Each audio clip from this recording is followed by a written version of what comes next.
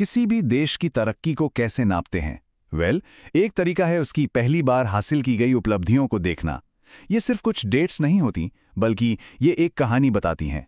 एक कहानी कि कोई देश कहाँ से चला है और अब किस दिशा में जा रहा है।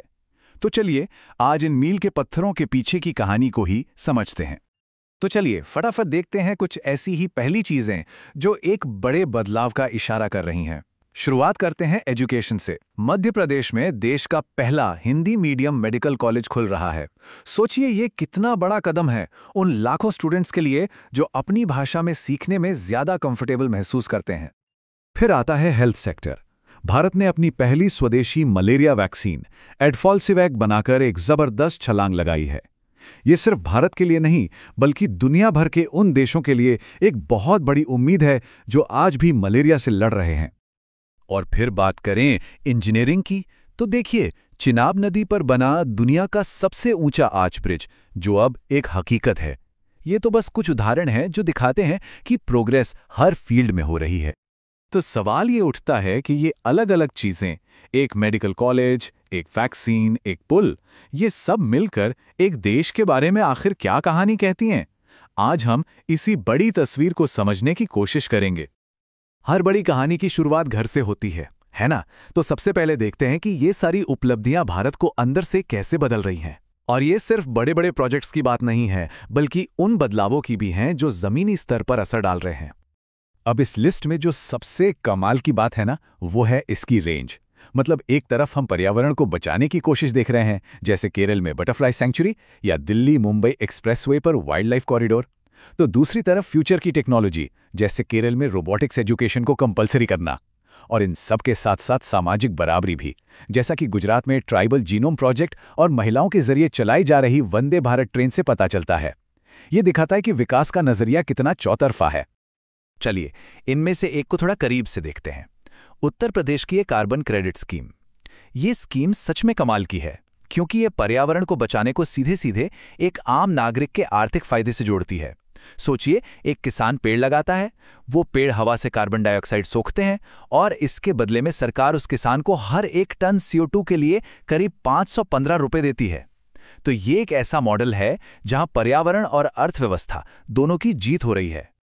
तो देश के अंदर ये जो नया कॉन्फिडेंस और इनोवेशन दिख रहा है ना, यही कॉन्फिडेंस अब ग्लोबल स्टेज पर भारत के रोल को और मजबूत कर रहा है। अब देखते हैं कि ये एनर्जी डिप्लोमेसी और डिफेंस में कैसे नजर आ रही है। हाल की कुछ हाई लेवल डिप्लोमेटिक मीटिंग्स पर नजर डालिए। यूके के साथ एक बड़ी ट्रेड डील से लेकर ब्राजील के साथ ब्रिक्स पार्टनरशिप को मजबूत करने तक, अमेरिका के साथ तो 2030 तक $500 अरब के द्विपक्षीय व्यापार का टारगेट है। लेकिन सबसे दिलचस्प बात क्या है जानते हैं? त्रिनिदाद और टोबैगो जैसा करीबियाई देश भी अब भारत के UPI पेमेंट सिस्टम को अपना रहा है। ये भारत के इनोवेशन के एक्सपोर्ट का एक बेहतरीन उदाहरण है। डिप्लोमेसी के साथ साथ डिफेंस में भी पार्टनरशिप का दायरा बढ़ रहा है, और यहां भी वैरायटी देखिए। एक तरफ है उज़्बेकिस्तान के साथ अभ्यास डसलिक, जो एक क्लासिक जॉइंट मिलिट्री एक्सरसाइज है, और दूसरी तरफ है अमेरिका के साथ अभ्यास टाइगर ट्रायम्फ, जिसका फोकस है ह्यूमैनिटेरियन असिस्टेंस और डिजास्टर रिलीफ पर। यह दिखाता है कि भारत अपनी सुरक्षा साझेदारी में कितना फ्लेक्सिबल है, मध्य एशिया से लेकर इंडो पैसिफिक तक। अच्छा, जमीन और समंदर की तो बात हो गई। अब चलते हैं ऊपर आसमान की तरफ। भारत की स्पेस एम्बिशन इस तरक्की की कहानी का शायद सबसे एक्साइटिंग चैप्टर है। इसरो का आने वाला जो रोड मैप है वो सच में बहुत महत्वाकांक्षी है। देखिए, दिसंबर 2024 में स्पेडएक्स मिशन, ये कोई आम मिशन नहीं।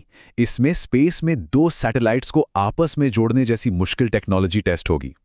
फिर जनवरी 2025 में इसरो अपना 100वां सफल मिशन लॉन्च करेगा, और फिर जुलाई 2025 में नासा के साथ मिलकर निसार सैटेलाइट का लॉन्च। मतलब एक के बाद एक बड़े माइलस्टोन्स। लेकिन बात सिर्फ बड़े रॉकेट्स और सैटेलाइट्स की नहीं है। इसरो स्पेस में कुछ बहुत ही दिलचस्प एक्सपेरिमेंट्स भी कर रहा है। क्या किसी ने सोचा था कि स्पेस में पालक उगाने का एक्सपेरिमेंट होगा? जी हां, PSLV रॉकेट पर यह किया गया है। और इसके साथ साथ विक्रम 321 जैसा अपना खुद का माइक्रो प्रोसेसर और नए शक्तिशाली इंजन बनाकर तकनीकी आत्मनिर्भरता की तरफ भी मजबूत कदम बढ़ाए जा रहे हैं। तो ये सारी उपलब्धियां घरेलू, वैश्विक और अंतरिक्ष में हमें लिए कहां जा रही हैं? इनका आखिर मकसद क्या है? आइए अब उन बड़े और महत्वाकांक्षी लक्ष्यों पर नजर डालते हैं जो भारत ने भविष्य के लिए तय किए हैं। इकोनॉमी को लेकर जो टारगेट हैं वो बहुत बड़े हैं। अभी हम लगभग $4 ट्रिलियन पर हैं। 2027 तक का लक्ष्य है $5 ट्रिलियन की इकोनॉमी, और फिर आज़ादी के 100वें साल यानी 2047 तक $30 ट्रिलियन की इकोनॉमी बनने का लक्ष्य। सोचिए जरा, ये कितना बड़ा जंप है। और ये कहानी सिर्फ पैसों की नहीं है, ये टाइमलाइन दिखाती है कि विजन कितना बड़ा और कंप्लीट है। 2025 तक टीबी मुक्त भारत का हेल्थ गोल हो, 2047 तक एनर्जी में आत्मनिर्भर एक विकसित राष्ट्र बनने का सपना हो, या फिर 2070 तक नेट जीरो कार्बन एमिशन की वैश्विक जिम्मेदारी, ये सब मिलकर एक ऐसे देश की तस्वीर बनाते हैं जो न सिर्फ अमीर बल्कि स्वस्थ और जिम्मेदार भी बनना चाहता है। और इन सभी कोशिशों के सेंटर ने एक ही आइडिया है कि कैसे साइंस और टेक्नोलॉजी को राष्ट्रीय बदलाव का सबसे बड़ा जरिया बनाया जाए। तो जब हम इन सारी पहली उपलब्धियों और भविष्य के इतने बड़े लक्ष्यों को एक साथ देखते हैं, तो एक ही सवाल मन में आता है, इतनी तेज रफ्तार से आगे बढ़ते हुए भारत की अगली बड़ी पहली उपलब्धि क्या होगी? ये एक ऐसा सवाल है जिसका जवाब हमें आने वाले समय में मिलता दिखेगा, और जो इस लगातार आगे बढ़ती कहानी को और भी दिलचस्प बनाएगा।